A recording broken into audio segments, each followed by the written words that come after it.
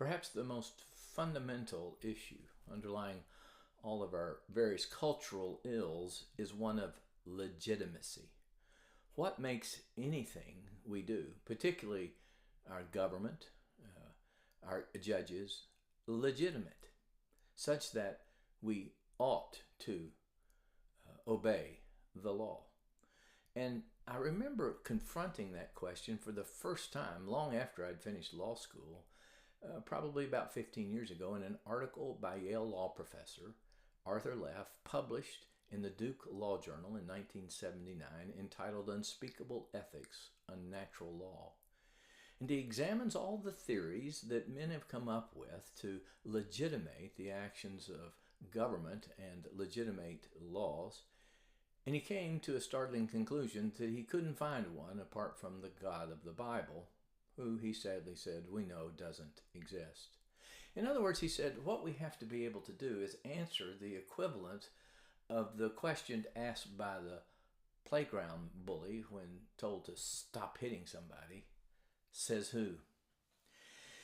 And that's why I've been talking about the fact that the Bible affirms that we only come to understand the truth about things, to have wisdom and knowledge about law and government, for example, as we come to acknowledge the mystery of God and of the Father and of Christ, 2 Corinthians, or Colossians 2:3, and know that the truth is in Jesus, as it says in Ephesians chapter 4.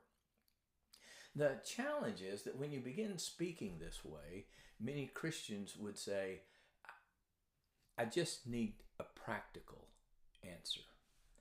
And you're talking about all this theory and philosophy and theology.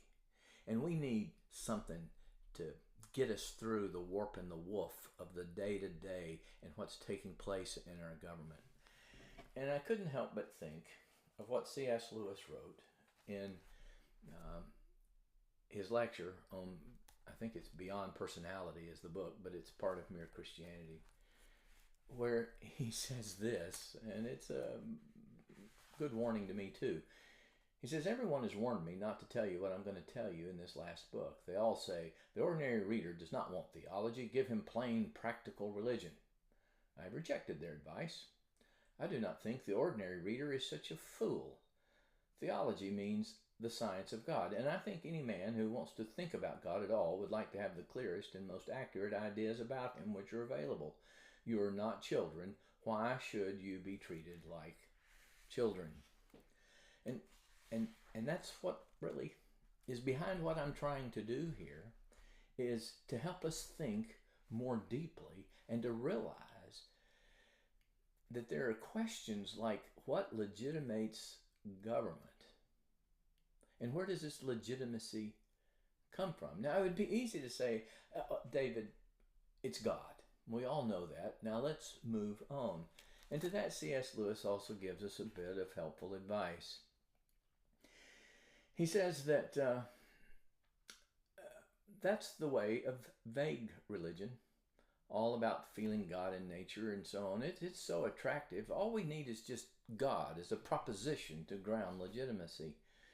And he says, it's all thrills and no work, like watching the waves from the beach.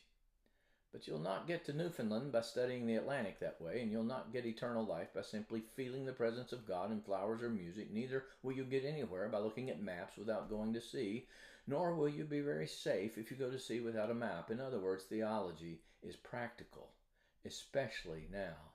In the old days, when there was less education and discussion, perhaps it was possible to get on with a very few simple ideas about God. But it is not so now. And if that was true when he wrote that, it is even more true today. So I hope you'll continue with me as we look at this question of what gives legitimacy to public offices. And we'll pick up where we left off last time as we looked at the fact that Moses had to learn the distinction between taking an office and holding an office. And where does that idea come from? I hope you'll join me for the next episode, God, Law, and Liberty.